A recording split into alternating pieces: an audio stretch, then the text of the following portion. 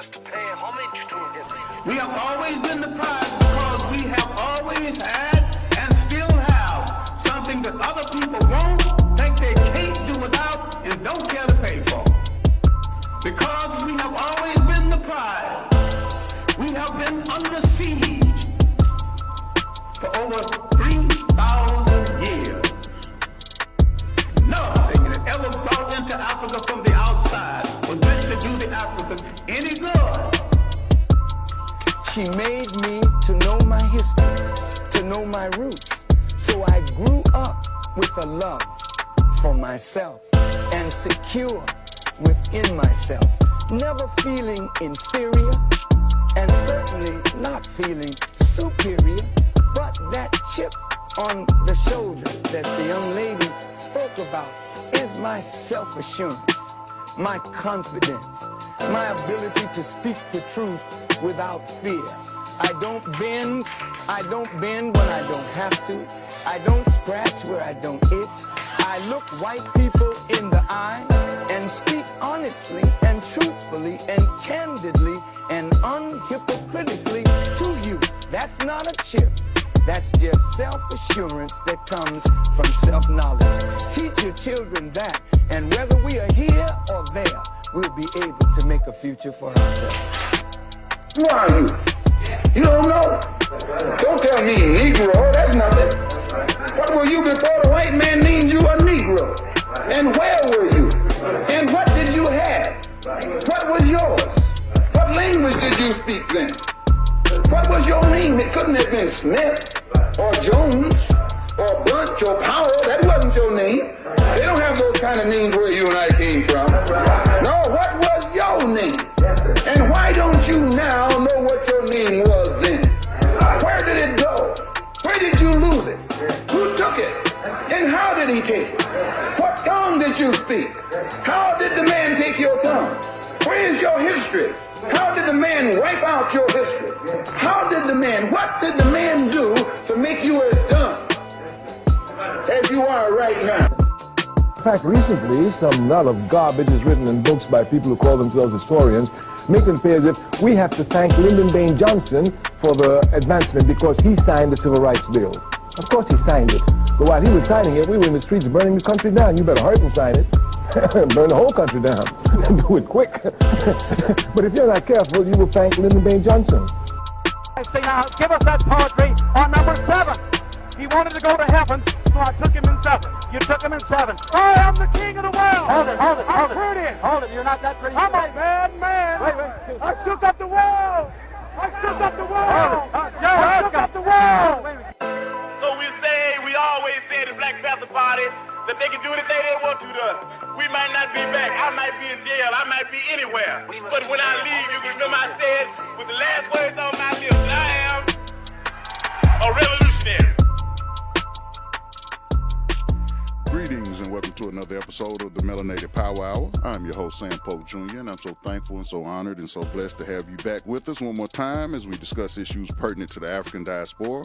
And once again, for those who are new to the show, the African diaspora is anywhere that black people may be, whether it be Jackson, Mississippi, Nashville, Tennessee, Haiti, Puerto Rico, Barbados, Russia, you name it. If black people are there, we consider that the African diaspora.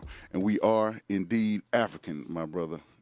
Comedian Just Will, the man, the myth, the legend, the funniest man I know. What say you, my brother? Thank you, brother. I really appreciate that introduction. Man, I am interested to hear what you're going to talk about today. Absolutely. I kind of know a little bit about what's going on, and I've watched the movie and everything of that nature, so I can't wait to see what you're going to bring to light today, brother. Okay. The Shaka Zulu movie? Yes, sir. Did you like it? You know what? I'm scared to say if I liked it or not, because anytime I say I like something, you say, well, you shouldn't have liked it because it's not true black history. I'll never say you shouldn't like it. You have a right to like what you want. I just, will point out historical inconsistencies, from time to time. Did you watch Coming to America too? Yeah, I did. Did you like it? I watched Coming to America. Did you like it? I watched Coming to America. All right. No, I liked it. I did too. I liked it. Yeah. Yeah. I had some problems with it, but I liked it. All right. But I also have the honor of being joined by my lodge brothers from Kirchhoff Journal number 104, Nashville, Tennessee, PHA. Brother James Grisham, who has been on the show previously, got in contact with me and gave me this great topic that he wanted to discuss. But before we actually get into the meat of it, I want to give honor to our worshipful master who has joined us, Brother James Callahan. How you doing, sir? I'm doing fine, sir. How about yourself? Man, I'm good, and I'm so thankful to have you on with us. If you can say a few words about yourself and the lodge and what brought us to this subject or this topic, if you will. Well, it's a lot of things that brought us to this topic, as you mentioned. We talked with Brother Gresham, but I'll start off by introducing myself. I'm James E. Callahan III, worshipful master of Kirjath Jearim Lodge number 104. We reside here in Nashville, in the Nashville Masonic District, along with 5 other lodges: Prince Hall number 1, Mount Nebo 67, Capitol Hill 251, Rock City 272, and James A. Meyer 349. Obviously, you know, as a good brother and traveling man yourself, District Deputy Grand Master Ivy oversees our district, and we all reside in the jurisdiction of the most worshipful Prince Hall Grand Lodge of Tennessee, where L. Lamont Banks reigns as the 17th worshipful master. Yes, sir. So, you know, that being said, I know you wanted me to touch a little bit on what kind of brought us to this point. So ultimately, I function as the worshipful master of Kirjath Jearim. For people that may not understand that, it's kind of like the president or CEO. But I think it's also very important to understand that that's just one of the many positions within a lodge. You have your senior wardens, your senior deacons in the lot, your past masters. We liken ourselves to a beehive. Every person is important regardless of their title or responsibility. Sure. So you will see that replete in our conversation here today. I will touch on a little bit of what you were talking about previously. What brought me specifically to the seat was like anybody who travels east, learning my brother. That's why we leave the West. Yes, sir. And travel east. Absolutely. So I have had the benefit of traveling on both sides of the compass and taking leadership roles in all of those components, as well as the OES, the KOPH, and the Shrine. But most specifically, my good brother, you know, I count you as a griot and a speaker of our people. Oh, I appreciate it. So part of keeping us engaged and keeping you engaged is what our mission is to further educate ourselves. So yes, I did touch base with Brother Gresham, who's also our senior deacon of our lodge. But a lot of people don't understand Masonry. They get caught up in some of the misnomers and some of the misconceptions. They think it's a religion. I'm here to tell you it is absolutely not a religion. Yes, sir. There's no basis to that. Everyone, in fact, believes in a supreme being, but no one prescribes any one thinking. Sometimes people get it confused and it's evil and satanic, but the reality is it's the exact opposite. Yes, sir. It's Yes, sir. brothers of good moral character. And, you know, if you go on the internet, you can see all the conspiracy theories, the Illuminati and all that. I don't like to spend too much credence on that sort of thing, but to actually tell you that it's the exact opposite. Mm-hmm. But I think what is critical that most people sort of miss out on is some of the roots of Masonry. Sure. That are based in reason and logic and looking at the actual sciences. Mm-hmm. That's actually a fundamental undercurrent to Masonry. Mm-hmm. So yes, we prescribe to morality and character, but how one goes about knowledge is very specific and systematic. So as you know, as an educator yourself, and a prize fighter when it comes to rhetoric, rhetoric is one of the central tenets of Masonry, where we can come together and have discord, sure, and we have conversation, but it allows us to move the collective forward. That's something that a lot of times people will miss. Yes, sir. But I will say that, you know, Masonry does use signs and symbols and allegories to tell a story. But the reason why you tell this story is simply to move brothers in a positive direction. Yes, sir. Most people are familiar with the motto, making good men better. Mm-hmm. So it's all about making good men better, but also bettering the community. So specifically, when you look at Masonry and its history, specifically Prince Hall, as you know, history is replete with details that are factual and non-factual. Yes, sir. Yes, sir.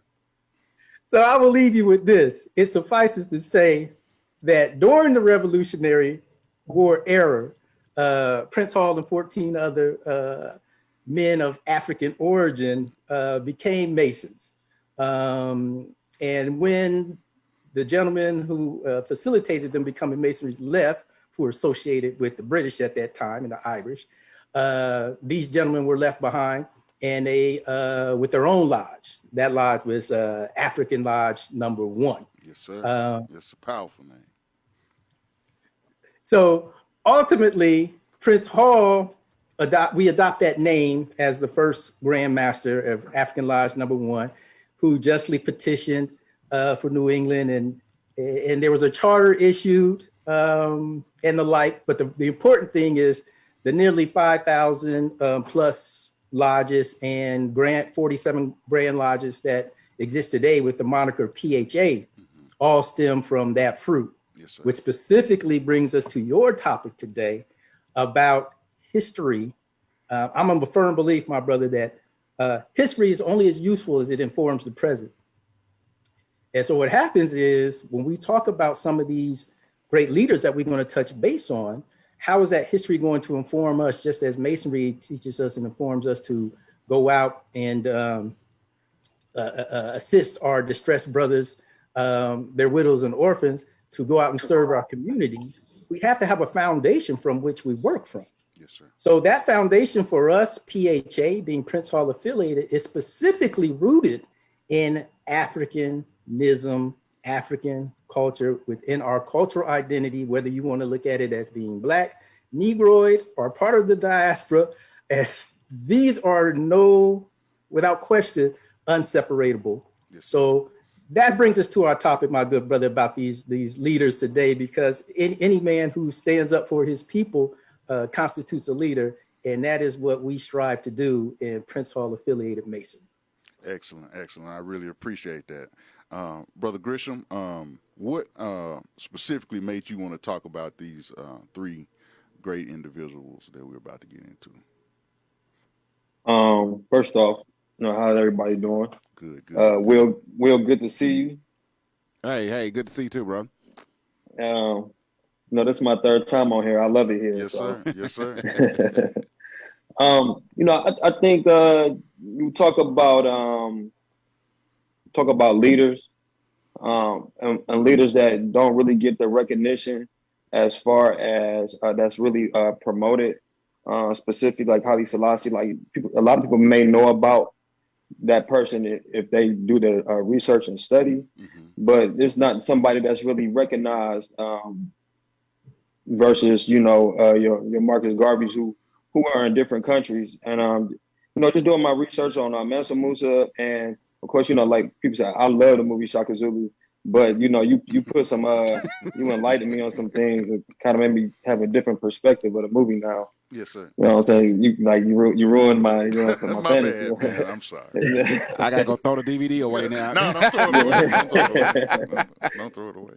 Yeah, I watched that movie like 2:00 in the morning, and I'm up and I'm tuned in, and then I say, hey, I want to learn a little bit more on the knowledge side versus just knowing the cinematic.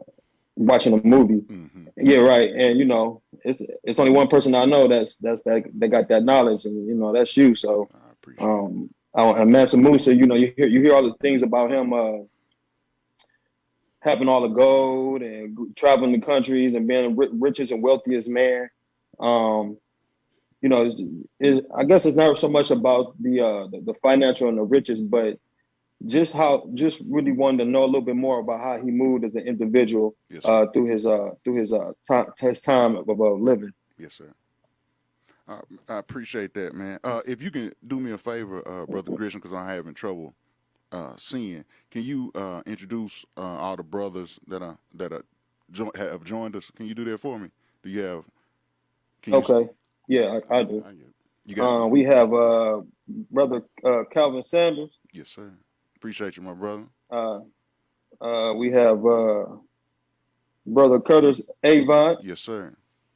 Yes, sir. Brother Dustin Overton. Yes, sir. That's my Nigerian All right, cousin. we got our brother Morris Shepherd. Yes, sir. What's going on, my brother? We, we got brother Jonas Oglesby. Yes, sir. Brother Courtney Hurd, new brother into the lodge. Welcome, Brother welcome, Courtney welcome. Hurd. Yes, sir. Good to see you.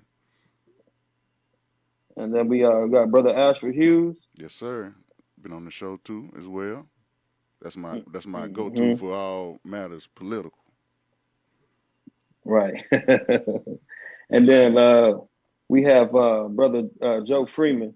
Yes, sir. Yes, sir. I'm glad all y'all could make it. Yes, sir. Brother Grisham, who you want to start with? And once again, we're gonna have a question and answer after we wrap up, and anytime anyone wants to interject, you may do so. But go ahead, Brother Grisham. Who? Let's start with Shaka Zulu. Okay, all right. That's my favorite of the three. Before I do that, I wouldn't be who I am if I didn't go back to the beginning. So let's look at the black man in general.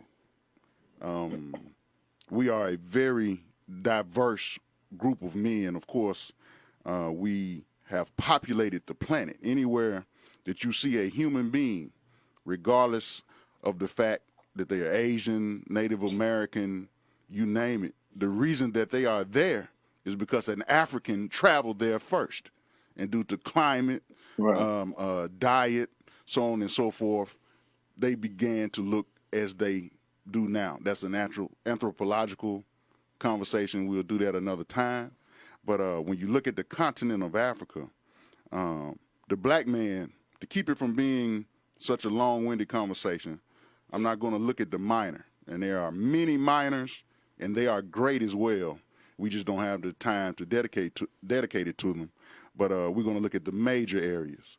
And the black man or the African man can be defined or categorized into three main categories. And those are the three major language phylums, which are Niger-Congo man, Nilo-Saharan man, and the Afro-San, or AKA the Afro-Asiatic man. Then they can be broken down into three major civilizations and three major regions. Those three major regions are West Africa. FYI, that's where everybody in this chat is from. I'm confident in saying that. I may be wrong on one or two. You have the Central South region, and then you also have the East African region. West Africa, you have the great civilizations of Mali, the Malian Empire, Songhai. Central South Africa, we're going to get into the Zulu, the Aman Zulu, the great empires of Zimbabwe, Central Congo, and of course, Eastern Africa would be Kemet. Corrective history, that's Kemet, not Egypt, but Egypt, if that tickles your fancy. Akensun, Kush, and Nubia, right? So the black man can be broken down into those three major categories if everybody follows me. The Nilo-Saharan man can be credited with being the first man to strike out. Wherever he was, he decided he wanted to see something else out there. So he's the first to leave. And as he left, traveling and having different experiences, he gave to humankind two things that would become adored till this day, and that's culture and that's art. And from these two subjects came all other academic areas of study, all other trades, all other areas of human endeavor, if you understand what I'm saying. The Niger-Congo man, which most of us belong to that group, took it a step further. As we traveled, we started to look up. And when we look up, we see the stars, we see the planets, we start to chart those. We start to be more introspective and see that the world is a much bigger place than we may have previously thought. That gives to introspective thoughts and questions like, where did I come from? Who's my creator? And so on and so forth. Giving birth, the idea, the first concept of religion, or an idea of a God, someone who created me, if that makes sense. Well, the East African brother, the Afro-San or the Afro-Asiatic man was a little different. He not only took those ideas of the previous two groups, but he expanded on them, and he recognized the fact that Niger Congo man said there is a God, but the East African said, yeah, I'm him. You know what I'm saying? He said, I'm him. He deified himself. He deified his woman, which leads us to the pharaonic dynasties, the pharaohs and the great deities we have. And they have so many because all of these people, keep in mind I'm condensing thousands of years, so all of these other areas of West Africa, Central Africa, South Africa, they had their own ideas of religion and creators. So that's what you get when you get to East Africa, and Kemet is on full display, and also by its location is readily available for the rest of the Africans that have gone out and become to look a little different than the original. You see what I'm saying? The Greek, Roman, and so on and so forth. Which, by the way, is not Europe. Those are African Mediterranean cities. If you do a little study, you'll find that out. But why else would European culture start so close to Africa? Why didn't it start on the other end, Germany and France? But nevertheless, as Niger Congo man started to travel south, you will find groups defined in the Bantu language groups, one of those minor groups, but a majority of our language systems come from the Bantu. You have the Bantu, the Botswana, the Nguni, the Swazi, the Mtwa, the Khoisan, and also the Amenzulu. These people were interrelated, and some got along and some didn't. But a man by the name of Zulu Kamindela decided to try to unify them. He wasn't absolutely successful, but what he was able to do was get them to understand that, hey, you can keep your region, you can keep your tribal affiliations, you can keep your king, as long as you recognize me as the big king. And some of them participated in that. Some of them were willing participants, some of them weren't. We're going to fast forward a little bit to a man named Joe Bay. Joe Bay was an Amenzulu king. He had many wives who, unfortunately, well, forgive me for saying that. He had only daughters. He had no male heir. So he meets a woman named Nandi, and Nandi produces for him a son. Of course, his wives are very jealous at this point. This is something that the movie got wrong. Being jealous, the movie suggests that Shaka's father runs him and his wife out of Zululand, but that's not true. Shaka's wives did, because they're jealous and because they don't have the heir apparent. You know what I'm saying? Hold on, his wives ran him out? Yeah, ran Shaka and his mother back to where she comes from, which is the Mtwa people. And by the way, she's the daughter of the Mtwa king. She actually outranks, in terms of royalty, Shaka's father. But go ahead, bro. So all his baby mamas made him leave the hood. That sounds about right. Well, no, his father's wives made him leave because she was the only one out of the group that produced a male son. Gotcha. You know, that's who's going to become king. She automatically becomes the favorite wife. The other women don't like that. So what they do is they start a rumor that we were adding up your pregnancy, and it's a few weeks short. So we're not necessarily sure that your father or your husband, the king, is the father. And so Shaka's father never believed this. But what his wives did said, we're going to go to the man, we're going to go to Joe Bay, and we're going to tell him this. Now, he's going to rule you out of lineage, and he's going to rule your son out of lineage. So I suggest you just step back and let us do what we do. Of course, they run her off. And for the next 14 years, he would be away from his father. The movie also suggested that when you see Shaka get pushed in the water by his friends, and his mother says, "Never leave an enemy behind." That's South African propaganda. That's European propaganda. That movie came out at a time when they were considering the release of Nelson Mandela, you see what I'm saying? And automatically in the minds of the people is that's who we want to be the president of the ANC. So what that movie reinforces is a bloodthirsty, ruthless barbarian that will never leave an enemy behind. So what does that reinforce to the white South African? Hey, we let this Negro out and we elect him president. You know what I'm saying? He ain't gonna leave an enemy behind, especially after what we've done. So you have to be able to sift through John Gunther's white supremacist thought in the movie.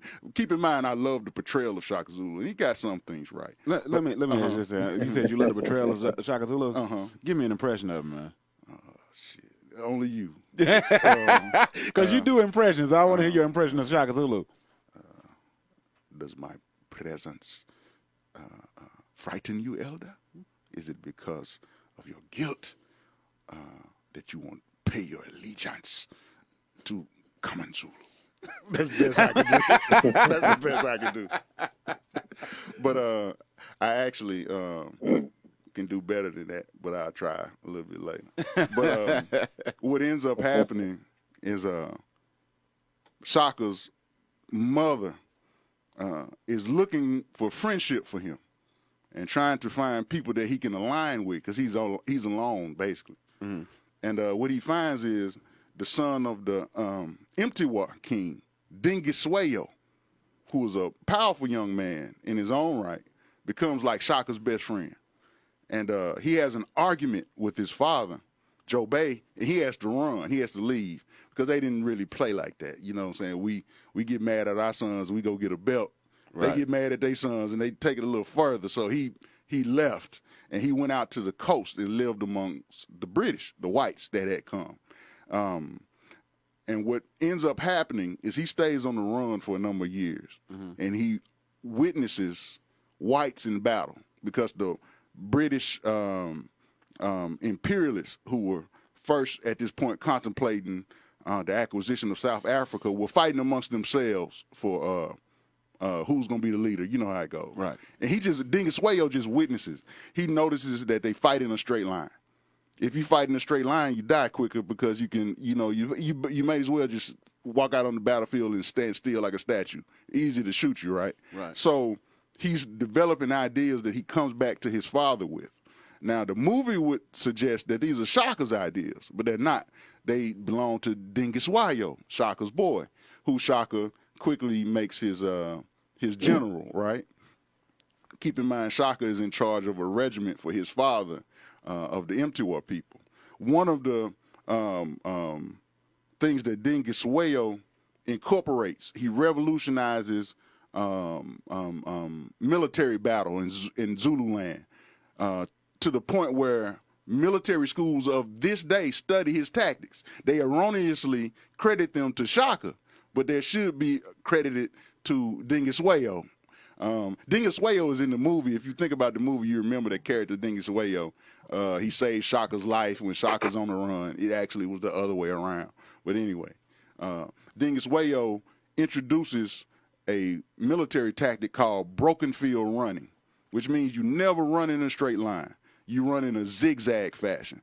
That means that it's harder to hit you because you're moving. Don't mean you won't get shot, but it reduces the odds. You see what I'm saying? Right. The other thing he did was he noticed that the Zulu fought in a more of a ceremonial way of fighting, one-upsmanship, and it drug on and on and on. And there are a lot of times there was no victory established at the end. So what he did was he broke down his military regiments into three forces. If you watch the movie, they all combined in one. So that's wrong. So his three major regimental forces were the White Shields, which were the trainees. Called them the White Shields because their shields were made of white cowhide. The second was the Brown Shields, Of course, their shields are made of brown cowhide. And the first group, the white shields, are the trainees. They the newbies. They're like the teenagers. The second group, the brown shields, they were the killers. They went. The first group, the white shields, they went in, they struck a blow, and their job was to get out of the way and observe. You see what I'm saying? The second group, the brown shields, they went in and they finished it. If they could, they destroyed the enemy. If they could not, the last regiment were the black shields, made out of black buffalo hide. And their job was to enter that battlefield, and they couldn't leave unless they achieved victory or they died. Now, they had special privileges. They were the only regiment who could drink beer. By the way, you have the Zulu to thank for beer, if you did not know that. Okay. Thank you. Once they were the only ones allowed Brother Brown to have sex and to get married.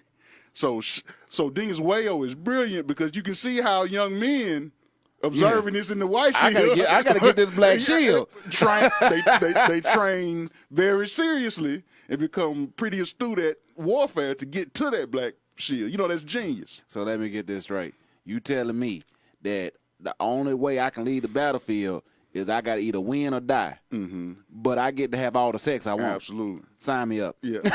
so that's genius in and of itself. Also, when Shaka's father died and he came back with the assistance of Dingus Wayo with a contingent of, at the time, only 400 Mtiwas, his strategy, and this is Shaka's strategy, his strategy was a stealth, ambush. So he liked to sneak up on the enemy, surround them, and then fight. Okay. Dingus Wayo say, that's cool, but you're making too much noise. Take off your shoes. If you watch the movie, it's Shaka that's his idea, right? So they were barefooted warriors. 15,000 of them could sneak up on the village and never make a sound. And before you knew it, you was in trouble because you was surrounded, and it was on, and it was over. No way to get away. And the way that they fought in this battlefield formation called the Zulu Buffalo Horn Formation, or in Zulu, that would be Impando Zinkomo. And what they did was, the first regiment, the white shields, they struck, they got out the way. The brown shields came around them, like the horns of a buffalo, surrounded them, and then, if necessary, the black shields just came right up the middle while they were preoccupied fighting the outside. They were just getting it in the back, and it was over. It was ruthless, it was deadly, and the battles didn't last very long. Dingus Wayo and Shaka routinely had the black shields trot 50 miles a day, one way and back. So that's 100, just to keep in shape. You see what I'm saying? They ran 100 miles a day? Right, 50 one way, 50 back, without exception. Now, the white shields and the brown shields actually had days off. But, the way the black shields looked at it, you can't have no sex, so what good is your day off? So that you can't spend time with a wife because you ain't allowed to have one. So their whole life was dedicated to warfare. If I run 100 miles a day, I don't want a wife. I think that you would think differently if you had to actually do that. You know what I'm saying? Well, that's, you saying you're tired. You're right. I'm tired. I don't think these brothers got tired. That's the point. That's the point of all this training. But the Zulu before Shaka were actually many different segments. They were the Swazi, the Botswana, the Bantu, the Borlongs, Khoisan, and the Aman Zulu, or the Amazulu. Shaka was the first. Shaka is the father of the Zulu nation because he brought all these groups together as one. Okay. No more small king, little king. No, I am the one. You understand what I'm saying? In fact, his hail to the king is Wedo Adolfo Bayeti. That actually means all hail the great elephant. He's the head man in charge. He was the head man in charge, and there wasn't no ifs, ands, or buts about it. Now, does any brother know why he wanted to to consolidate all of the different tribes in that region and create one Zulu nation? Anybody know why? Anybody want to take a guess? No. He saw. No, I don't. He saw that British on that coast, he could see what was coming. And he knew that that not one of us alone had the weaponry or the numbers to defeat them. So he solely brought all those forces together so he could have a big enough force to combat them. Now, one thing that the movie does get wrong, another thing it gets wrong, is that Shaka never fought the whites. He prepared to fight the whites. And the army mechanism that he left behind, so rigidly disciplined and trained, was his legacy. You understand what I'm saying? For the next guy to actually fight the British. The movie doesn't portray that. How Shaka came to his end was the most important person. And by the way, Shaka had many sons, and the movie indicates that he didn't want a son, and so on and so forth. Shaka's mother, Nandi, doted over one son. Shaka actually did not like this son. He kind of sent him away, but his mother went to go live with him like, any other good grandmother. And Shaka found this out. He went to go see her. He was very upset.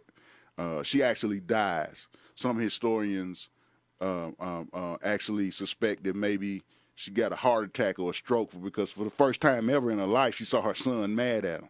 Mad at her, you know what I'm saying? But when she died, he kind of snapped. He kind of went over the deep end. He did things like he took 25,000 troops and he ordered them to protect her gravesite for a year. This hurts the military force.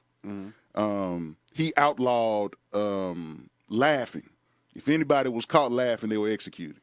Because you should be mourning my mother's death, the way he looked at it. How long was that enforced? This is at least a year. But the elders would sit back and be like, okay, we can do that. Let's let him get through his grief. He ordered that no farmer could plant anything for a year. So that means you don't yield a harvest, you don't make any money. But the elders sat back and they said, okay, all right, hopefully he'll get over this. It's a hard thing. That's all he's ever had his life was his mother. Right. But then he ordered no sex for a year. Then the elder said, wait a minute. He's killing life itself because in this area, in this region, the impending danger, if we aren't constantly producing life, that's going to be the end of us. Right. You understand what I'm saying? So I said, well, kingdom went crazy. The kingdom gone too far. He's got to be, unfortunately, ceremoniously executed. This is how they handled that. If they had a king that got out of place or he went a little mental, they ceremoniously executed him, meaning that nobody but royal hands could do the job. So his two half-brothers actually kills him by order of the Council of Elders, right? I do have historically what he said as he was being executed, and it's very ominous. It's very kind of frightening. As he got struck the first blow by one of his half-brothers, he said, you think that by killing me that you will become kings. You will be the bondsman and the slave. Whites are waiting to take over this land like ants. That's kind of ominous, right? He struck the second blow, and he said, the dreams of man wax and wane. Some things go on forever and ever. Some things end. You have called me many things. You have called me a god, a saint, a devil. Shaka is all those things. And he said, to some, I am all those things and then some. But I am also something else that I want you to remember. I am your best hope and freedom for destroying the whites. That's very ominous. As a lot of historians believe that if he had have lived, there would be no apartheid. There would be no imprisonment of Nelson Mandela because he had the stuff, he had the metal to repel those forces. And if you're thinking that's impossible, because you've been so indoctrinated by Western philosophy, we're going to talk about another brother that did it too in a more modern time. Very lastly, before he dies, last thing he ever said was, what have I done to you, O sons of my fathers? And that was his last words. if you ever have the privilege to go to that region of Africa, you can actually see his fathers, his grandfather, all the way back to the forerunner of the Zulu Empire, Zulu Kamandela. You can see his grave site, Nandi site, his mother, Shaka Zulu, Dingus Wayo. By the way, another thing that I will give Shaka credit for, Shaka found out that this is one thing the movie got right. Shaka found that the traditional Zulu weapon, the spear, it was too long, too unwieldy, and it was too clumsy. It was called the ashigai. So what Shaka did was broke the staff in half, and he elongated the blade. He called it the Iklewa. That was the name of that weapon. It's not a word. Now, just to show you what kind of mindset Shaka had, where the word Iklewa comes from, and Shaka said when he first stabbed the guy with it, the sound it made going into his body was ik. And when he pulled it out, he ripped the guy's rib cage out and then went quack. So that's where that word comes from, the Iklewa. So he was ruthless, all right? But any questions on Shaka Zulu, my brothers? I hope that wasn't boring. It was real hey, quick. Sam. Yes, sir. Sam. Yes, sir. I got my mask on because we got some electricians at my house and I got stuff. you. But that was really interesting. I've done some research on Shaka. Didn't he actually? I know you was talking about the Warriors had to run pretty much a marathon to fight and then go back. Sure. But he was the one that I don't know if you said that, but he was actually the one that banned them from wearing sandals too. Yes, he sir. was the one that implemented that. Yes, sir. So it came and they could under his actually reign. fight a little bit better without those sandals on, from what I was told too. Absolutely. So, yeah. That did happen under his leadership. That they were able to travel more effectively without being tripped up on those sandals and everything. But it actually, Shaka gave the order to take off your sandals, but it was actually the idea of his man, Dingus Wayo. Now, I will tell you something funny, that when Shaka tried to, remember he ain't king yet, and when he tried to put that idea over to Joe Bay looked at him like he's crazy. The movie kind of get that right, because Joe Bay went and got a hot iron from the furnace. He put it on the ground. He said, "You think your feet tougher than buffalo soles?" He said, "Yes, king." He said, "Well, put this fire out, put this metal pole out." Shaka, without hesitation, stepped on it and looking him dead in his eye, put it out. And Joe Bay said, "I don't care if you can put out a volcano with them feet. Put on them sandals." So he had to wait till he was king to actually put it into place. But yes, sir, that is correct. Yes, sir. Anybody else on Shaka or the Zulu? Well, Sam, I'm gonna take you on a little sidebar. You can deal with it if you don't or not. Okay. So many of those principles that Shaka put out are from his reign. They permeate the culture. So I know you didn't want to get into declines. No, go ahead. Well, so the first thing is on them declines, those exosomatic adaptations passed on primarily through genetics, yes, sir. Sexual reproduction. Yes, sir. That is how we go throughout the world. We are the seed people of the world. Yes, sir. And we only different because of those environmental things. Mm-hmm. But one of the things that I think is unique in this discussion with Shaka Zulu that we very rarely hear is even in modern days, and when I say modern days, I'm old, when people actually pledged, they talked about the difference between being in line and online. Yes, sir. Yes, sir. From those very same fighting principles. Yes, sir. Yes, sir. So there's that other heritage. I know you probably can't get too deep into it, but I love the fact that the history, sometimes we lose it, but it comes back in other ways, but we don't even know that it's ours. Absolute genetic memory. Absolutely. Absolutely. Absolutely. And without saying too much, anybody that's interested in what you're saying, Brother Callahan, all you got to do is YouTube Zulu Warrior Dance. You're going to see a step show, a probate show. You're going to see them call out the big brothers and run the history of all the great Zulu kings in one. And I dare anybody to come back and tell me that ain't what we do right now, whether we know it or not. You know what I'm saying? Yes, sir. Yes, sir. Hey, Sam, I'm curious. How did you say, how would you say black man in Zulu? Umantu Omenyama. Umantu Omenyama. Omenyama. Mm-hmm. Okay. Yeah. That's pretty cool. You would say King Nkosi. and they would hail the king, where the Wadolfo, Bayeti, Inkosi. What about God? Inkunkulu. Say that, brother. Right? Oh, say it again. Inkunkulu. Inkukulu? Inkunkulu. I can't do that. Yeah, you can. Do it for the answer. Inkunkulu. What about Melanated Power? The best I can do is Great Power. Great Power. And that would be Amandela Amankulu. Great Power. Shaka had Amankulu. Great Power. War would be MP. You see Shaka say that in the movie. He said, war is the only thing. And when there ain't no more wars, I will create them. War. MP. MP. The Army would be MP Ya Mamosha. And, of course, that battlefield formation would be Impando Zincomo. I'm trying to think of anything. The Asiga would be the traditional weapon. The Ikwa would be Shaka's weapon.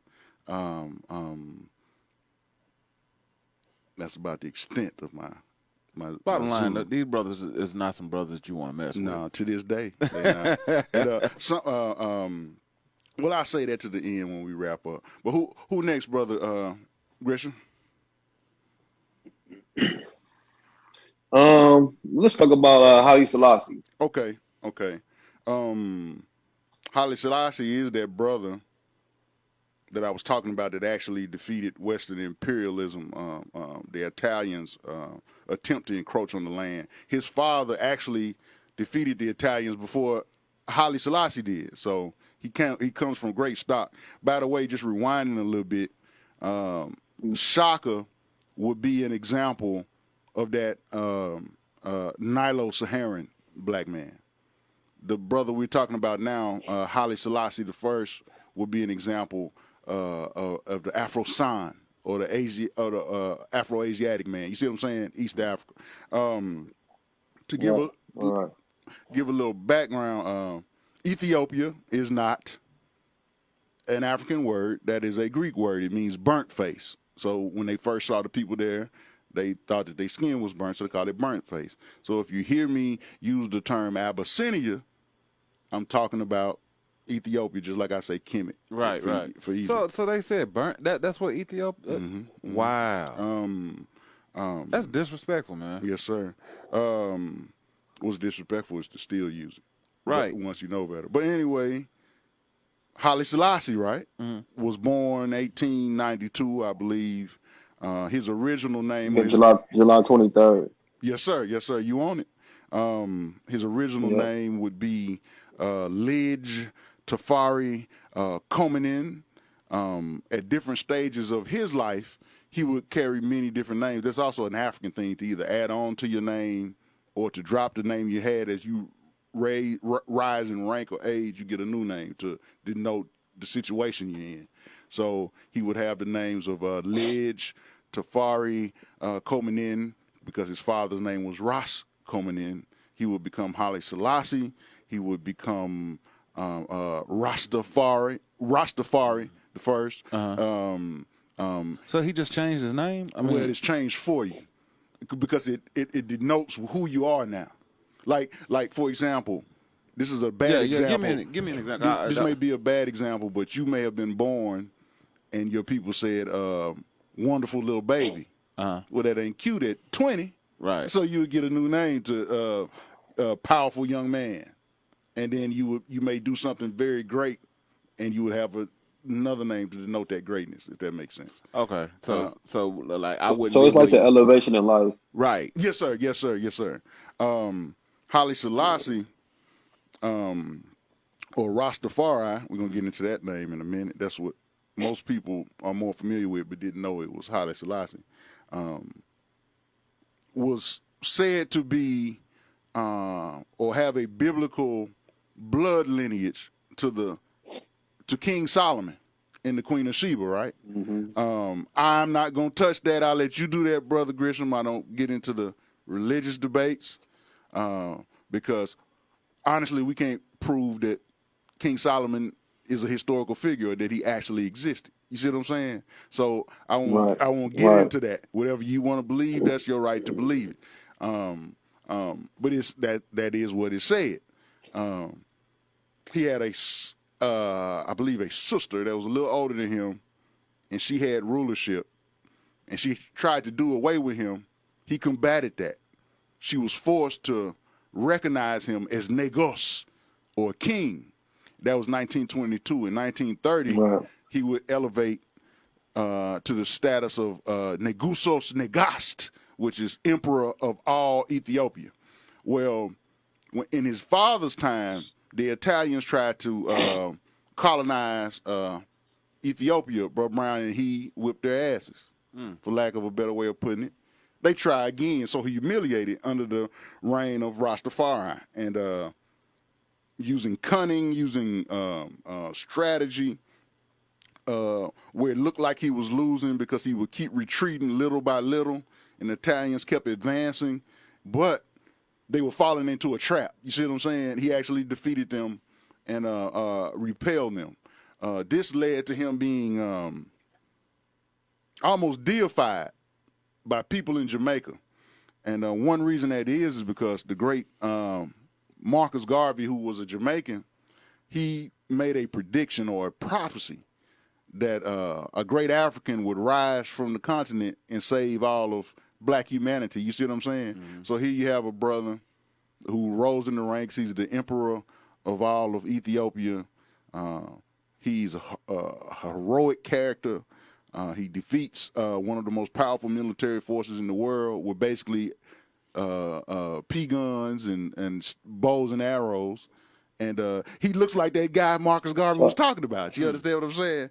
In fact, let me read to you what Bob Marley sang about it one time. Bob Marley said that Haile Selassie is the chapel. He's the power of the Trinity. He is the only King of Kings. He's God. God is a living man. Whether you want to believe that, that's on you. I'm not going to argue those points. That's high praise indeed. But that's how brothers in Jamaica started to look at him, right? Mm-hmm. Now, after Haile Selassie, he became the first. And you may hear Jamaicans say, Haile Selassie I. You know, the I is the one. Haile Selassie the first. And then you might hear him say, Jah Rastafari. You know, Jah is God.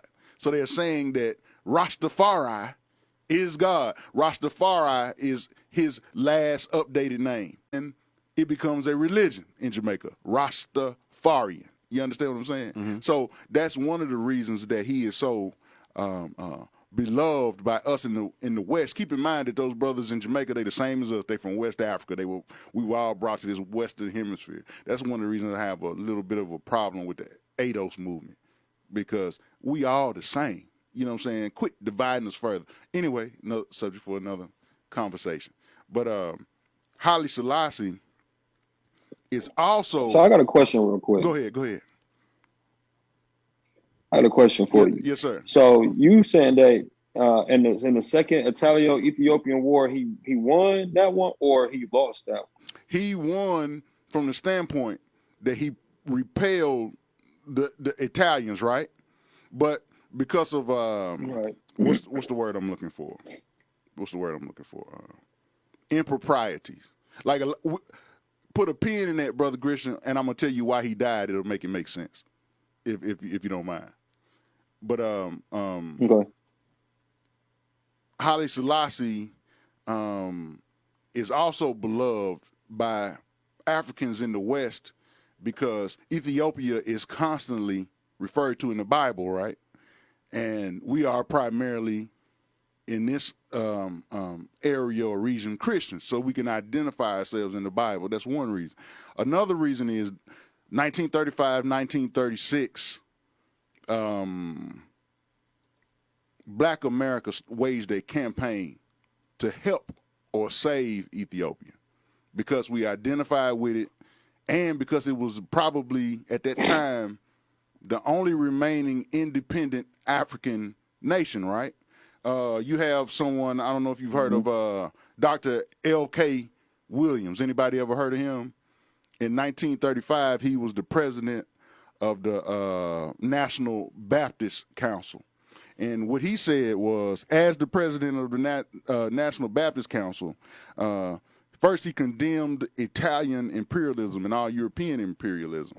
And he encouraged black Americans to assist Ethiopia in any way he could, which led to black people actually showing up at a place like you would a military recruiter and volunteering to go help fight for Ethiopia. This is the Pan-African experience in reality, or the African diaspora in action. You see what I'm saying? The Fraternal Council of Negro Churches, which are the 7 major black churches at that time in 1935, passed a resolution, and it reads as follows: Americans of African descent are deeply stirred in the sympathy and attitude towards Ethiopia, a Negroid people who represent almost the only remaining example of independent African government by an African race on the continent of Africa. While by sympathy, by principle, and by ideal, we are Americans to the core, we cannot turn a deaf ear and a blind eye to the cry of our fathers' fathers being menaced in Ethiopia. You see what I'm saying? So this draws blacks in the West, the United States, Barbados, Haiti, Jamaica. This draws brings us together to want to see Ethiopia win. Now, when you go back to the question you raised, Brother Grisham, did he win the war? Well, you can win many battles and lose a war. The battles on the ground, right. The battles on the ground he won, repelling Italian forces, right? Contingencies that he made, one of which resulted in him having to relocate, or as his people saw, abandon them at their lowest point, or when they needed him most, right? In fact, there were soldiers. There were soldiers led by a family member of his, and the general of that regiment was only 15 years old. If you go to Ethiopia, they regard him as more of a hero than Haile Selassie.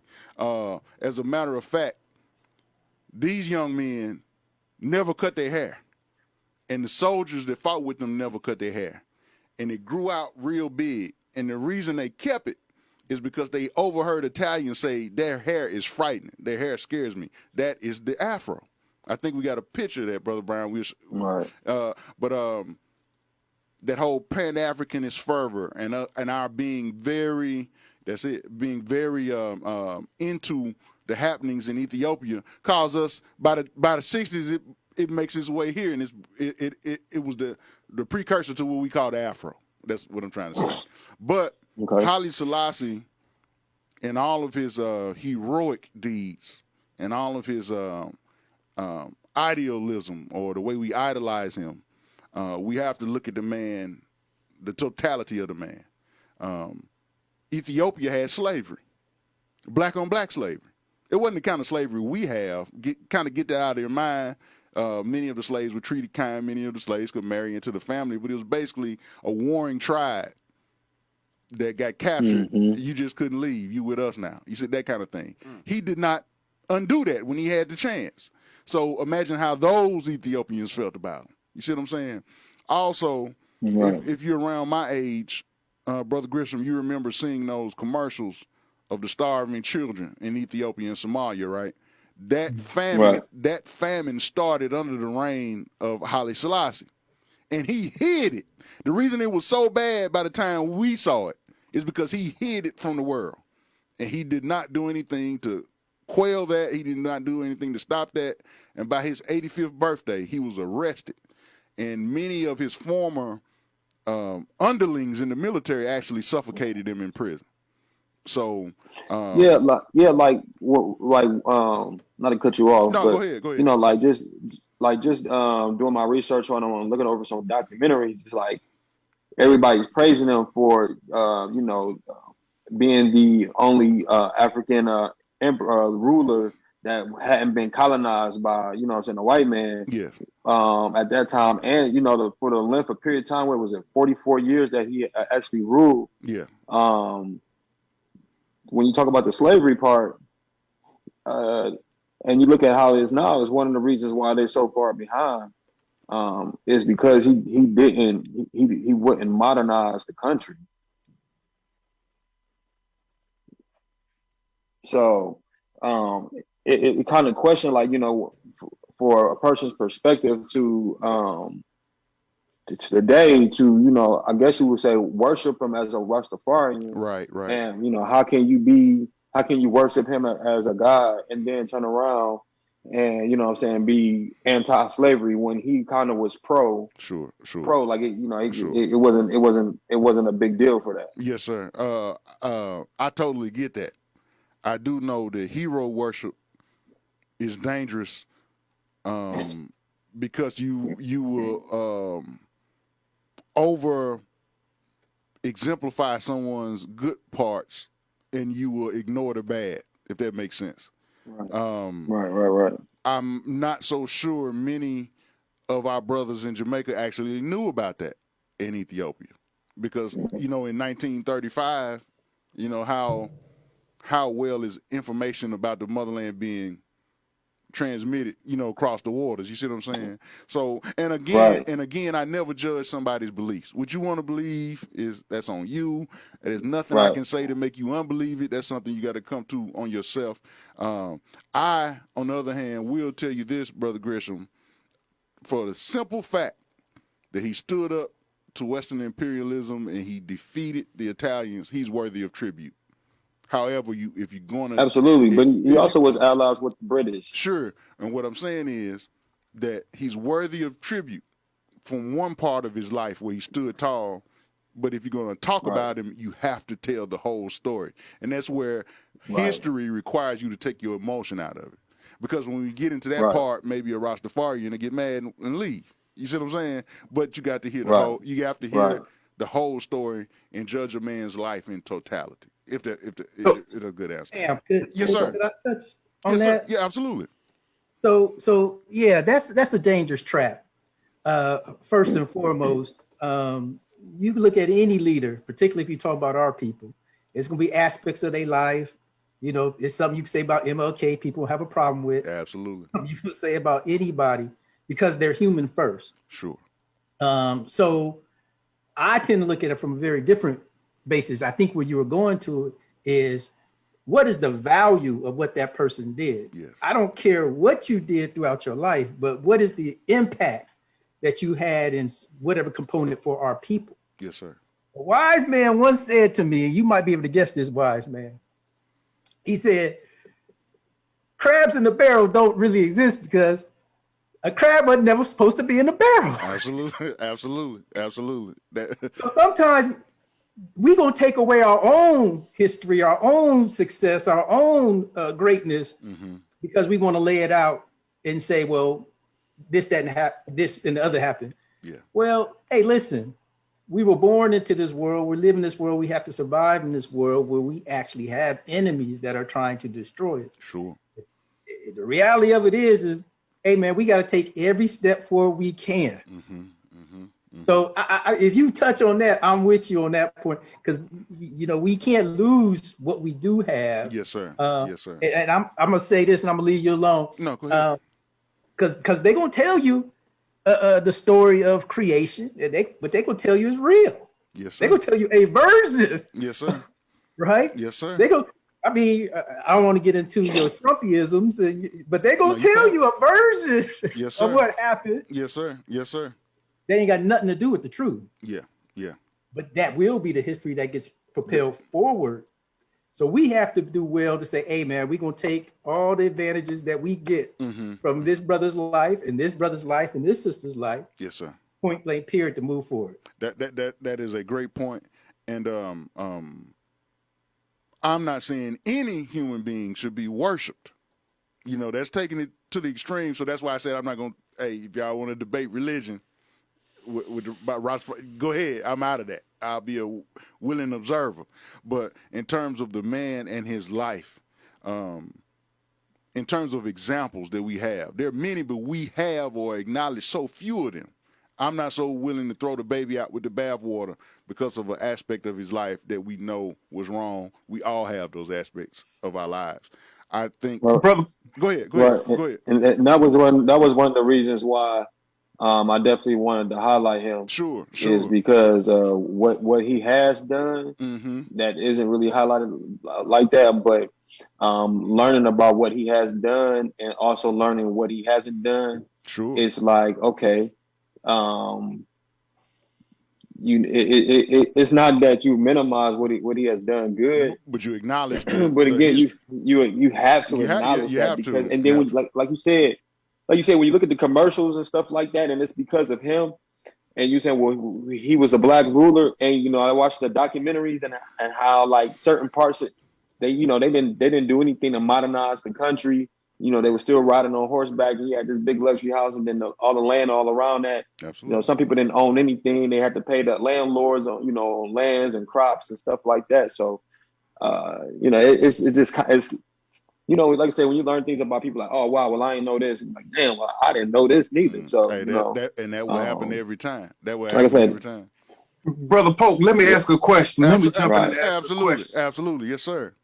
So I had a question about Emperor Selassie. So just knowing what you're just saying, right, and really wanting to get the history correct, sometimes it depends on, for me, who's telling the narrative on what we pick up on, right? So when you talk about, some literature I've read where, Brother Selassie, Emperor Selassie, created the first written constitution for Ethiopia. And then there's times that I hear that he was one of the leaders in the abolitionist movement for slavery over there. So just given that construct of what you're telling me, some of the things that I heard maybe a little bit different, where is that balance of understanding the history where we can say, okay, we can get a global picture of what this man actually did in his lifetime? Yes, sir. That's a great question. Let me get a point of clarity. Are you saying that they said that Haile Selassie was the first to create a constitution in Ethiopia, or just period, the first in history? Ethiopia. Okay. Ethiopia. I do not know that answer. I'm gonna leave it up to one of you young men to find out that answer and report back to us and teach us at another time. But I will say this, Brother Ashford, we can do that with Obama all day. I think from the mere fact of a black man becoming a president in this situation, he worthy of tribute. I don't care whatever else he did. But if you want to go there, we can talk about what he didn't do that he should have done. You see what I'm saying?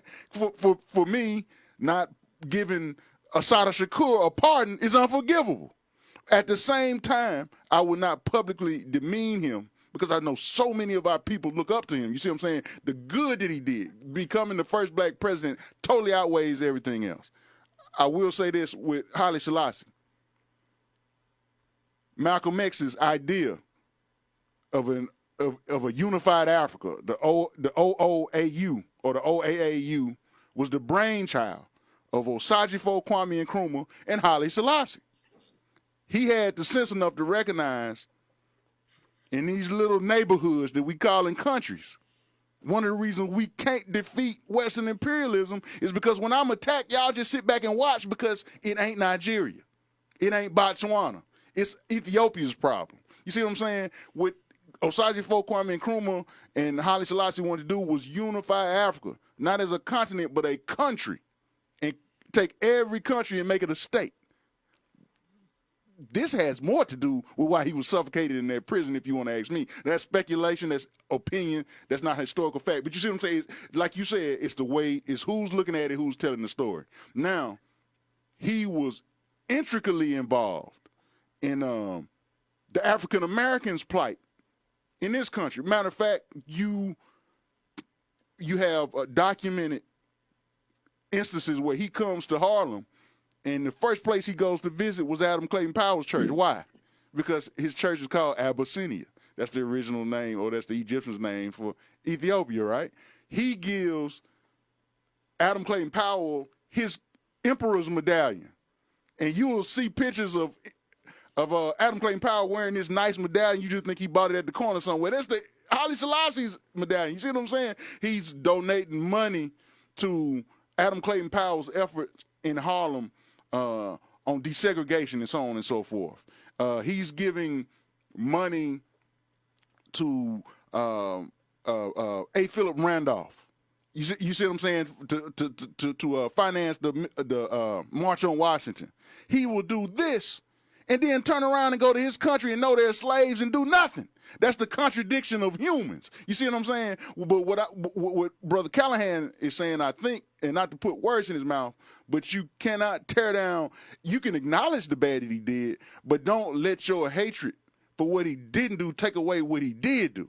And you have to weigh. Mayat, you have to weigh which one was more important to us. You see what I'm saying? A good man is judged by who loves him. You know what I'm saying? For every daughter and son out there that loves their father, there's somebody out there that hate his ass because of what he does when they ain't around. You see what I'm saying? So let me ask this last question. So, you know, during his time of being emperor, was he then, from your history, as beloved by the people as he is now? Or I asked that because, you know, my first forte into Haile Selassie was via Bob Marley and the Wailers in college. Yes, sir. Right? And Brother Bunny Wailer passed on yesterday. So rest in peace to the ancestor Bunny Wailer, who was a co-founder of Bob Marley and the Wailers. But it seemed to be once Bob Marley and the Wailers started to really highlight Haile, then his international acclaim kind of blew up, right? So was he as beloved during his time as in diplomacy and in, you know, work in the community in his country then, or was it after, you know, this global phenomenon of Bob Marley and what he was doing in South Africa and Jamaica and those places that really, then he began to grow his wings as being this sought after foremost Ethiopian emperor? Yes, sir. I will say it's complicated because people on the island of Jamaica deify him. He's God to them, right? If you are of the Rastafarian religion. And that's because before him, Marcus Garvey prophesied of a man coming like him. So they believe that that's him, right? He can do no wrong to those people. Way before, 30 years before Bob Marley, the African American seeing Ethiopia under attack by racist forces came to his defense. So he was beloved here, right? Bob Marley and the Wailers only added to that. Music can go around the world 10 times before you can put your shoes on. So that had a lot to do with it. But there's a saying that I'm a king all over the world, I'm a bum in my home. You see what I'm saying? They praising King Jaffe Joffa all over the world, his wife making him sleep on the couch. You don't see that, but that's how it is.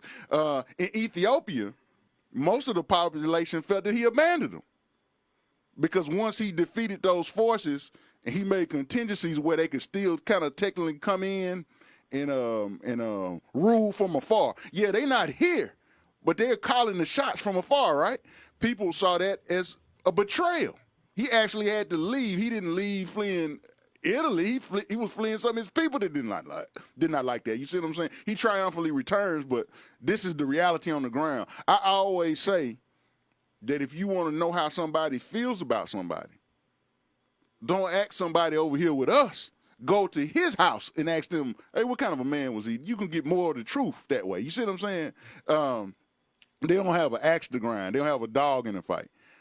You will never win a debate or an argument with somebody based on religious grounds because belief, number one, is unburdened with proof. You don't have to prove it. All you got to do is say, I believe it. But if you want to debate facts, you have to be able to prove or disprove something.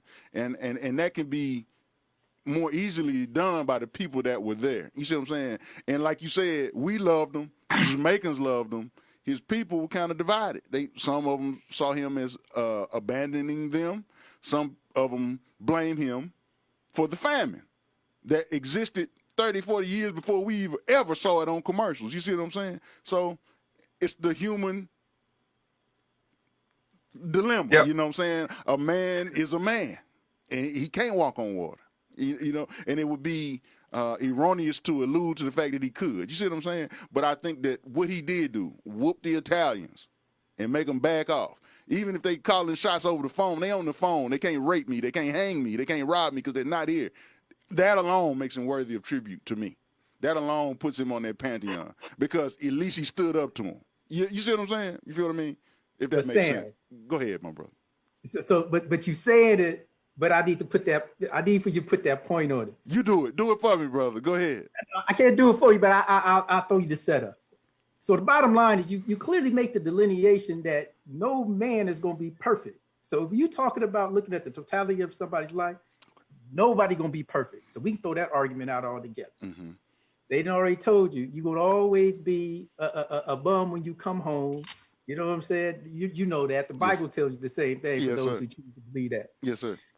But the reality of it is that perspective, that narrative. The selfish part that I think we make is everybody says, what does it do for me? Absolutely. Okay.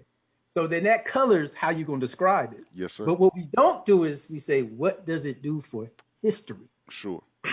What does it do for us as a people? Sometimes you got to suffer it today, so that your next generation will be better off. Absolutely.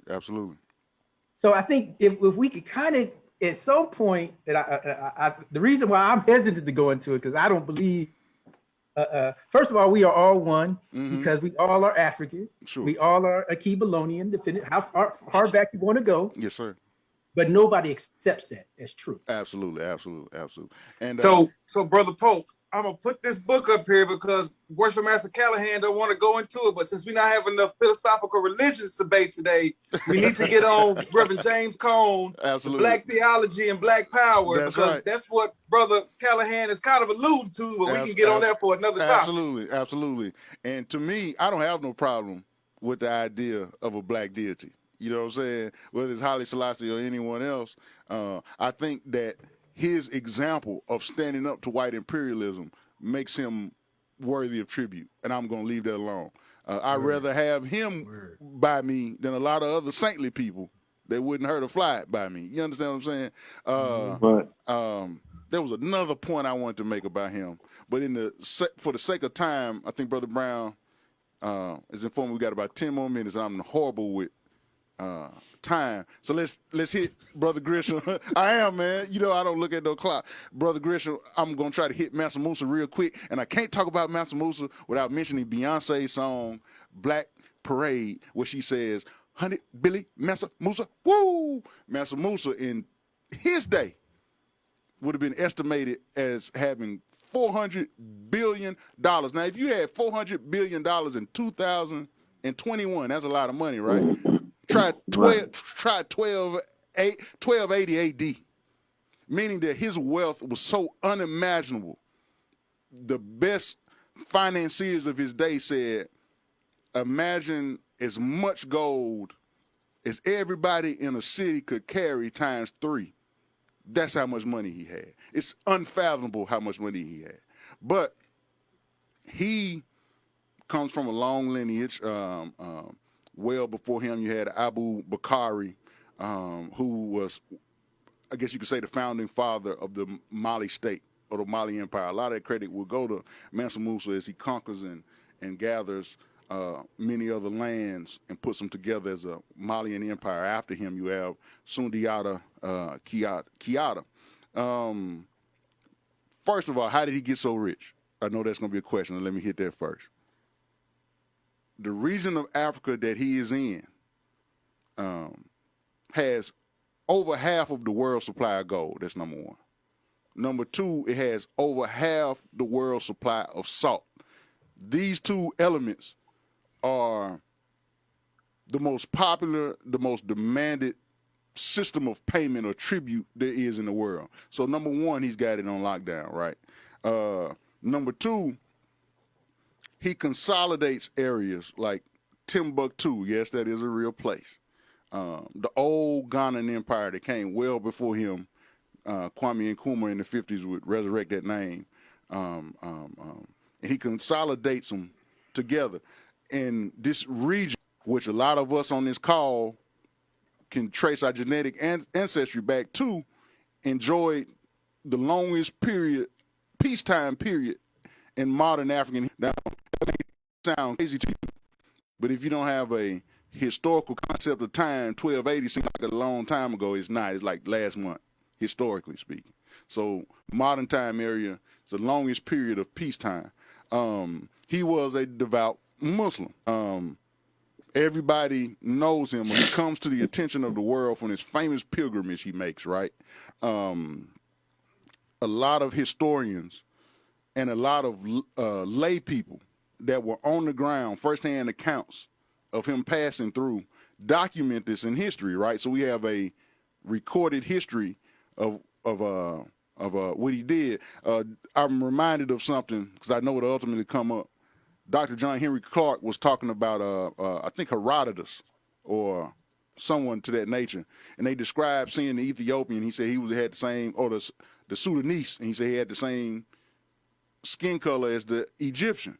And then the Europhile or the European scholar said, well, on this page, he said he saw an ant that was as big as a dog. And Dr. John Henry Clark said, well, one is an observation, the other one is an analysis. Before we get into the analysis, let's at least agree that he had good eyesight. So he know what he saw. You see what I'm saying? So these people that was along this trade route, they saw Mansa Musa come through with 60,000 soldiers. Each one of these soldiers were carrying anywhere, depending on their size and strength, 30 to 41 pounds of gold. He had 12 slaves accompanying him. Not the kind of slaves you're thinking about, antebellum slavery, but the slaves that he captured in war. He just made them follow him. He also dressed them in silver and gold and silk gowns. So there was some sharp slaves, you understand what I'm saying? They were carrying anywhere from 30 to 41 pounds of gold. He had 60,000 camels. Depending on the size and the age of that camel, they were carrying anywhere from 150 to 350 pounds of gold. He had a contingent of 25,000 horses. Depending on the size, age of that horse, they were carrying anywhere from 200 to 350 pounds of gold. And he also had a contingent of young people carrying 30-pound bags of gold dust, sort of like teenagers or apprentices in his military. And they either bought up everything from every vendor, every store along the way, or they gave out these bags of gold dust to poor people, endearing him in their mentalities. By the time he gets to Cairo, we're going to call it Kemet, but it was Egypt at this time, known as Egypt at this time. He refused to meet with the Sultan, Al-Mamelouk, I believe was his name, because you were required to kiss his hand and he didn't want to kiss no other man's hand. You know what I'm saying? And my part of the reason I'm just as much a king as you are here, I'm not kissing your hand. So he passes through. On his way to Mecca, by the time he makes his pilgrimage or his Hajj and he comes back, he has caused a, what's the word I'm looking for? Depression. A depression, an economic depression. So big that Cairo, the Middle East, and Eastern Africa would not recover for 20 years. Some historians initially said 10, but I think the generally accepted notion since is 20 years, right? Now, he apologized for this. He said he drove up the prices of everything. He inflated the prices of stuff so much nobody could buy nothing. So when he found out about it, he apologized for it, and he went back and he offered to change, by the way, the world's headquarters for gold was Cairo at this time. He said, I'll take that burden off your hands and I will make my empire, the Mali Empire, the center of gold. Stop.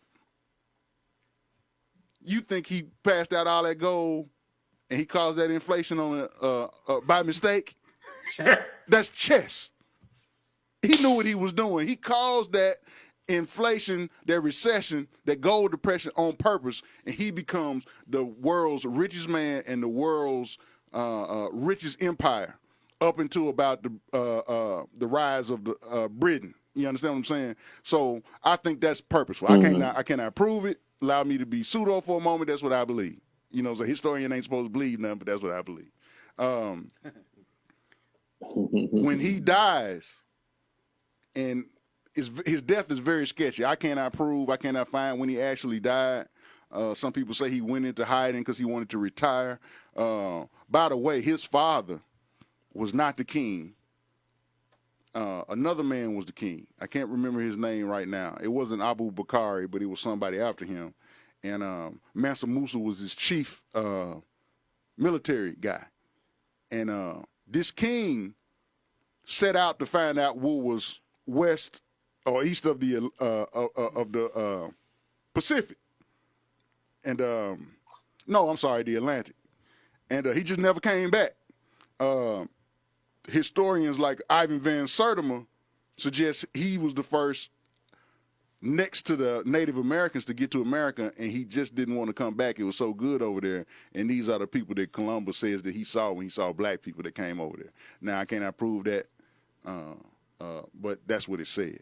But ultimately, when Mansa Musa comes back from his pilgrimage, he builds the first mosques in Western Africa. He builds the University of Timbuktu, I think Sankore. I don't know if it's Timbuktu or Sankore, but one of them still exists. You can actually Google search and see the pictures of those old palaces. And the fact that it's still there shows that he didn't spare an expense on the materials, and it was groundbreaking and revolutionary for that time. For something we build a house now and it's tore down in 15 years. That's 1280, circa 1280 to 1337 AD is still standing there. So, but when he disappears, some people say he went on a vacation, some people he said he was tired of it, he just wanted to take his money and go somewhere.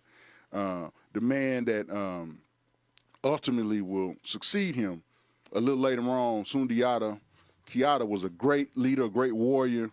He just was faced with too many outside enemies, outside influences. This is the advent of the 1400s with Christopher Cologne coming and European powers finding out about this gold. Another thing he did was he put himself on blast. This is where all the gold is. You know what I'm saying? It's like telling somebody, all that money I got, I keep it under the mattress. They coming to get it. And eventually you're going to run into somebody that you can't deal with, and that's ultimately what happened. But what you would recognize as Ghana now would be the seat of that Malian empire. Mali, Songhai, the old Ghana empire, not the one of Kwame Nkrumah, but the one from like the 900 something BC. You know what I'm saying? That's a long time ago, bro. That's when we start talking about ancient history. You see what I'm saying? But like Shaka's time, 16th century, that's last week. You know what I'm saying? But the black man has been having empires and kingdoms since before Christ or before the Common Era. You know what I mean? And any questions about Mansa Musa? I hope I didn't bore anybody. But that's about my fast forward version of Mansa Musa. And Mansa Musa is not his name. Mansa Musa is his title. The great king. Every king of Mali was Mansa Musa. Whatever, Mansa Musa Stephen Smith, Mansa Musa Abu Bakari the First. You see what I'm saying? Mansa Musa Sundiata Keita. You know what I'm saying? I can't, but brother Grisham or anybody else in here, anybody know what Mansa Musa's name was? Was it Malalik or I'm drawing a blank on his real name. Anybody know what it was? I don't know it actually. Let me see. Not offhand. I don't want to leave that out there like that. That's gonna bother me. Brother Brown, Menelik the First. That's it. Menelik the First. I was just finna say that. Mansa Musa Menelik the First. That's it. Appreciate it, brother. You beat me to it, brother. Yes, sir. Any other questions? I do believe, brother Dustin, man, I want to talk to you about this so bad. We've shared our DNA, and we know we share so much Nigerian blood. But Dustin, you say you are related to you have Zulu blood as well? Yeah. My maternal DNA is actually of the Bantu people. I did 2 different DNA services, and the DNA service that I did, one of them gave you real specifics, and through my mother, I am part of the Bantu people. Wow, that's outstanding. Those are some of the oldest humans on the planet. They speak a it's a go ahead. In black people, it's a 1 in 7,000% chance. Like usually we come through the Caribbean, Sure. and it's like 1 in 4, Yeah. maybe 1 in 12 chances of that. Mm-hmm. But it's a 1 in 7,000% chance that you can trace your roots to the Bantu people. Sure, because that's not the region that they got us from. You see what I'm saying? You know, we common West African, Nigeria, Ivory Coast, Ghana, but that Bantu people, that Southern African people, the Khoisan, those are the people that make the click noises. You know what I'm saying? Those are some of the first languages ever. Hosa, right? And check this out. Nelson Mandela is a part of the Hosa, and we say Hosa because when we spell it, we can't even identify what that letter is. We put an X, which means unknown, because it's pronounced like Hosa, something like that. Yeah, those are some of the first languages ever developed, not written but spoken with those click sounds. That's awesome, bro. I mean, man, I don't know if it's any way possible to tell. You think you got any tie to any of the kings of the Zulu Nation?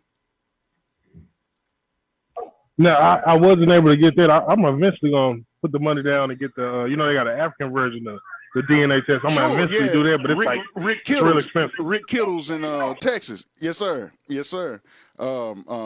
He got all his DNA samples from the African burial grounds in New York. That's why he's able to go so specific with it. Yeah, but it's a black man and a black woman. Look them up, Rick Kittles. I can't remember what the name was, but if I had known about them when I did mine in Ancestry, I would have spent whatever it was with the brother, but I'm going to do his too. If he telling you that, man, he might be able to tell me something, and I get my face printed on some money, brother, because I'm in line, you know, of the king or something. Absolutely. You could find out you relate to Columbus or something like that, man. Well, that's a given. You know what I'm saying? With our history, that's a given, bro. Right. Yeah. After all, my last name Pope. You know what I'm saying? President James K. Polk, anyone. You know what I'm saying? Oh yeah. Yeah. So that's what it is, bro. Descended from him too. Oh, hey. So we might have some family blood mixed there, bro. We got to get together on that. You ever had your DNA done? Yes, Okay. I did. I got the full sequence, and yes, sir. I'm 19% Southern Bantu. Wow, 19 is a big percent. Like he just said, for those of us in this area of the West, it's what you say, that's a 1 in 7,000 chance that you have any Bantu. He got 19%. It showed up. Well, I just used Ancestry. I didn't use. Okay, And another thing is, it's a lot of people in West Tennessee for some reason that are connected to the Bantu people. I don't know why. Wow. That river, man. That river. That's something that sounds like a project for us, man. We look into that. But for the sake of time, any more questions before we wrap up, brothers? I really appreciate this conversation. I always love deep, introspective conversations with my brothers. Oh yeah, my bad. I'd be remiss. Real quick. Symbolically speaking, Volume 1, African Lodge, number 1, in the continent. Can they see that, brother? Yeah, they can see it. Okay. The World's Great Men of Color by J.A. Rogers, my favorite historian. Intro to African Civilizations by John G. Jackson. Brother Hughes brought this book up the other day in the group. Africans at the Crossroads, Notes for an African World Revolution by Dr. John Henry Clark. Probably the finest historian we have ever produced. If you want to watch somebody get a mud hole stomped in them, go watch a John Henry Clark debate. Africa, the 3rd edition. That's it, just Africa, by Martin and O'Meara. These books aren't fun to read, but they will give you answers to continental African questions. Africa, a biography of the continent by John Reeder. And that is an example on the cover of Niger Congo man. Africa's Gift to America, J.A. Rogers, once again. And lastly, The Afrikaans, A Triple Heritage by Ali Azururi. Go get those, read those. Always study your history so you can pass it on. Don't let the other person write the narrative. You understand what I'm saying? Man, I appreciate y'all so much. Anybody else want to say anything before we wrap up? Brother Pope, I'd just like to thank you for inviting us on. As always, we try to support all the initiatives that involve knowledge. Yes, sir. When you we're always building those bridges, and so many analogies that I want to bring forward, but I know this is not the time and the place.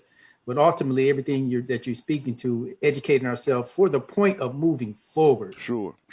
That's the piece that cannot be lost. Yes, sir. Yes, sir. So at the end of the day, when you're tracing your heritage, I don't care where you go. You better know where you're at today. Absolutely. Or your search was in vain. You understand? But brothers, I really appreciate you. Big shout out to Big K 104, the Kirjak Drum Lodge 104. Any other brothers in the Tennessee area listening, you as well. To my technically proficient co-host, comedian Just Will. In the words of the great Harriet Tubman, we out.